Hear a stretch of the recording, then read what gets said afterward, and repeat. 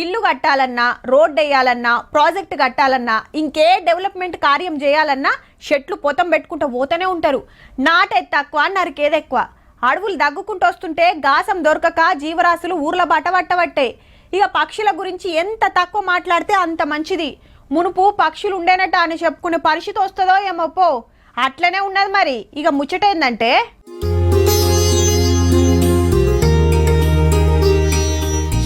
చెట్టు మీద గూళ్ళు అందులో ఊరవిసుకలు.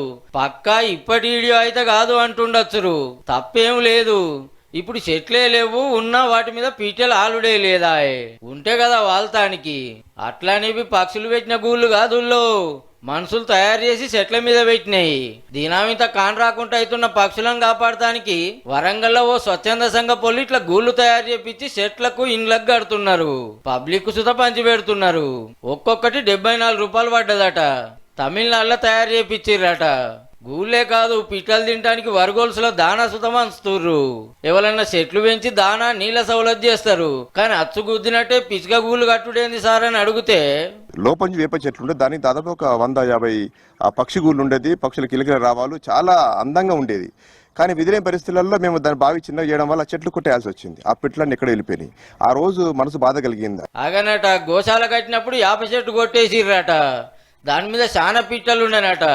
అవన్నిటికి గూళ్ళు లేకుండా చేస్తామని మళ్ళా గోశాలకు పక్షులను రప్పించుకుంటానికి ఇట్లా గూళ్ళు కట్టి పెడితే చూడు ఎట్లా చాలుతున్నాయో. ఈయనే కాదు, పక్షులను కాపాడాలని ఎరక చేస్తానికి ఫ్రీగానే గూళ్ళు వంచుడు చాలు చేసిర్రట. ఈ ముచ్చట తెలిసి ప్రకృతి ప్రేమికులు ఫుల్ ఖుషి అవుతున్నారు.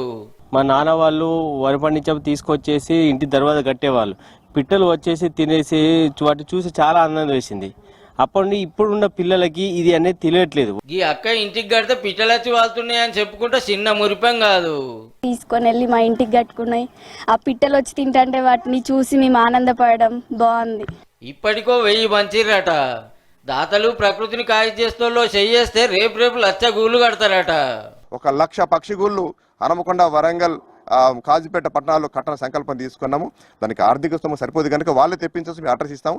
అందరం కలిసి గ్రూప్గా వెళ్ళి ఇలాంటి పుణ్యకార్యంలో భాగవహించాలని చెప్పి ఒక సంకల్పం తీసుకున్నాం సార్.